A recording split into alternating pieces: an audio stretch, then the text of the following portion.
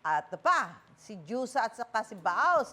Parinig nga ng inyong mga salawi ka-Indian kasama ang mga mag-aaral sa Adamson University. Yan. Magandang umaga, Magandang Baus at umaga Jusa. muli mga kapuso! Hello mga kapuso! Ang taas-taas ng enerhiya ng bawat isa dito, lalo na mga estudyante sa kanilang unang araw ng klase. Nakakatuwa naman ang first day of school dito sa Adamson University. Pero bago yon, of course, meron kaming mga kasabihan. Ako po ay naniniwala sa kasabihan na nasa huli ang pagsisisi at nasa email ang pag-BCC. Ako naman po ay naniniwala sa kasabihang ang mabait na kapitbahay walang password ang wifi. Ay tama! Ganon, wag ho kayong madamot. Pa-connect po kami. Pero syempre, ko-connect tayo sa mga estudyante natin ngayong Correct. umaga para sa ating pagtitest ng kanilang galing sa pagsasali ng wikang Ingles sa wikang Filipino dito sa Wikang Panalo! Simulan na natin humanap ng estudyanteng Sino ang magaling una sa nating wikang kakausapin? Filipino. Ang una nating Sino ito. ang pambato? Ay, Sino ito. ang pambato? Hello, hello, hello! Kagalang-galang, magandang umaga sa iyo, Ginoo. Ano ho ang ngalan natin? Magandang umaga po sa inyo, Binibini at Gusto ko yung At hindi pinupuni. niya alam kung paano ako i-address. Salamat. Ginoo, ayan. paumanhin po. Nak! Ang ngalan ko po ay Ace. Ace. Ace. Ilang taon na po si Ace? 2 dekada na po akong namumuhay. Wow, 2 dekada. Dagdagan pa natin yan ng 5 pang dekada. Okay, Ace, magaling ka ba sa wikang Filipino? Aba, syempre, no, taga-Adamson, magagaling at malalakas. Okay. Mahusay, mahusay si Ace. Kaya man, Ace, tingnan natin kung mai-ace mo ang ating tanong. Ano sa wikang Filipino ang dessert? Panghimagas. Panghimagas is correct! Dahil dyan, meron kang 1,000 pesos. Dahil dyan, At Ace, follow meron kang from 1,000 unang piso. hirit. Yan. Ano ang 1,000 sa Tagalog? 1,000. Okay, buti na lang nasabi mo kasi correct. babawiin Ito namin. po, mga kapuso, ang Tagalog po ng dessert ay panghimagas. Isang karaniwang matamis na putahe na ipinapakain sa huli po ng kainan. So, give me that dessert. Yes. Give me that, panghimagas. Yes! Kaya naman humanap pa tayo ng estudyante para sa ating susunod Sino ang kasunod nakakasa sa nating ating Wikang Panalo makakausap? Challenge. Grabe, palaban ang mga estudyante ng Adamson. Ay, ikaw pala ate, sorry naman. Ano po pangalan natin? Magandang umaga po sa lahat. Ako si Hani Torquator mula sa Departamento ng Media at Komunikasyon ng Adamson University 3rd year po. Ayan. Gusto natin yan, yung mahabang sagot na para bang nagtitesis defense na siya. Oo. Kaya Oo. pala tinanong niya kanina, anong Tagalog ng 3rd year? Ah. Magpi-Filipino pala siya. Oo, okay. So ito, meron akong ibibigay na isang salita sa Ingles at kailangan mo lang ibigay ito in Filipino. Handa ka na ba? I think wala akong choice. Ah, okay. Ang salita mo, ano sa Filipino ang airplane?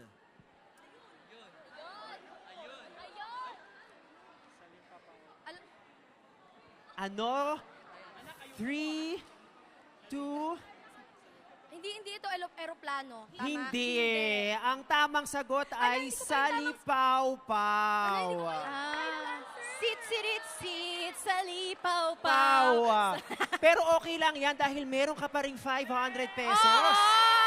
At meron ka pa rin payong from unang hirit. Nakakatawa ang salipaw-paw. Oo, salipaw pa. At ang kahulugan ng eroplano Ito ay ang salipaw-paw. sasakyang panghimpapawid. Oo. Ayan, Hindi lang basta salipaw-paw. sa langit, nasa himpapawid. Pero okay lang yan. Lahat tayo may Oo. bagong natutunan Medyo ngayong mahirap araw. din talaga ang Filipino ng airplane. Kaya tandaan niyo mga kapuso, ang Filipino po ng airplane ay Salipaw-paw! Kaya naman para po sa mas marami pa pong Filipino words, tumutok lang po kayo dito sa inyong pambansang morning show kung saan laging una ka, una hirit! Jusa at Baus, simulan nyo na yan. So now, meron pa silang presentation for us. Oo.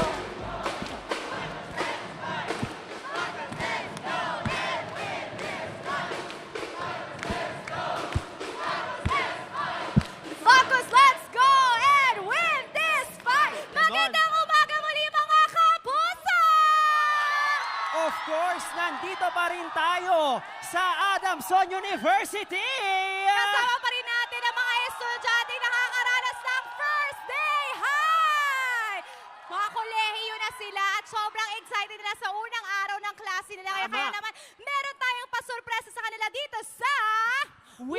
Wikang Panalo!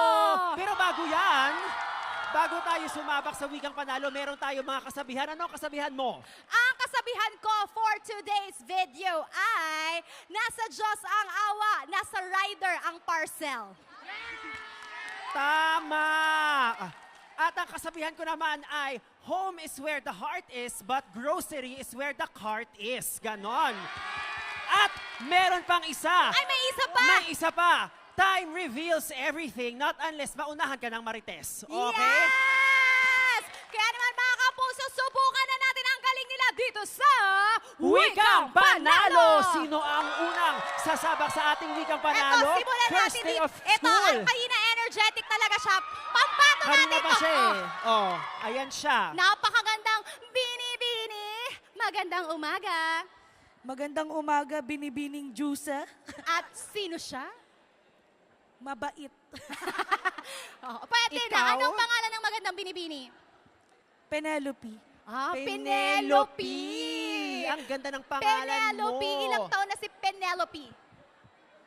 21 from Departamento ng Psikolohiya! I love Psych it. student. Parang sa'yo ko talaga ipagkakatiwala ang mental health ko. Oo, kapag ito ba naman na mag-aalaga ng mental health natin in the future, talaga Diba? namang happy tayo kay Penelope. Ngayon, Correct. ito ang iyong katanungan. So, ang gagawin mo lang, isasalin ang wikang Ingles into its Filipino term. Ready ka na? Yes. Okay. Ano ang Filipino term ng mathematics? Sipnayan. Sipnayan ang tamang sagot! Congratulations, Penelope. Meron ka ring unang hirit umbrella. At 1,000 pesos. Ang mga kapuso, sipnayan po ang Filipino term ng mathematics. Usually, tinatawag natin itong matematika. Pero ang matematika po ay hango po sa kanyang Spanish term. Ito po ang pag-aaral ng mga bilang, hugis at patterns. Sipnayan. Naksa, congratulations, Penelope, at happy first day of school. Okay, sino ang ating sunod na tatanungin? Ay, parang ayan, gusto ko yung nagtaas siya ng kamay. Talagang parang attendance check lang. Okay. Gusto ko na hindi pa siya nananalo, tumalo na siya sa saga. Okay, ano pangalan natin? JC. JC, which stands for? Giancarlo!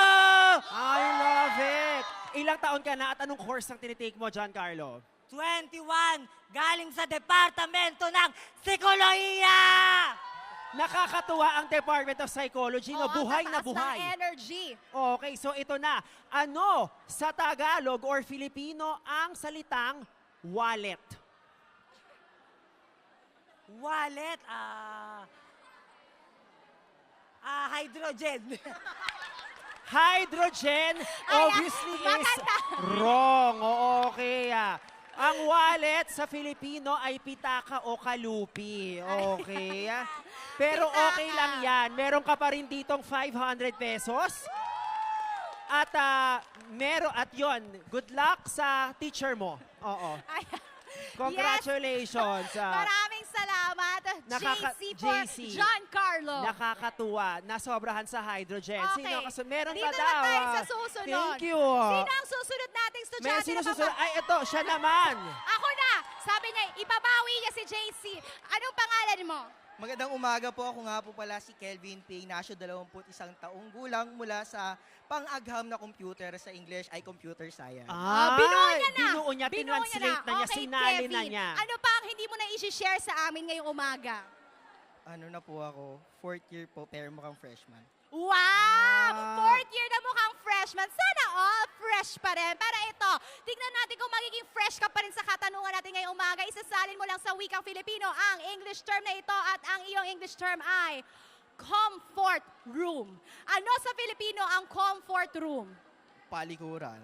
Palikuran ang tamang sagot! Grabe naman! Congratulations! Meron kang payong at meron kang 1,000 pesos from unang hirit. Yes, mga kapuso, ang Filipino po ng comfort room ay palikuran. Madalas naririnig natin na ito ay banyo, pero ito talaga ay mula sa salitang Spanish muli na banyo. Kaya po, ang Filipino ay palikuran. Ngunit po, ayun nga po, tandaan natin na meron tayong sariling wika, kaya gamitin natin ito. Gamitin Kaya naman, natin, mga namnamin kapuso, natin. totoo, para malaman niyo ba po ang mga tamang Filipino terms sa mga pambansang morning show kung saan laging una ka, unang hirit! Wait! Wait, wait, wait! Wait lang, wag mo muna i-close. Mag-subscribe ka na muna sa GMA Public Affairs YouTube channel para lagi kang una sa mga latest kwento at balita. I-follow mo na rin ang official social media pages ng Unang Hirit. Thank you. O sige na,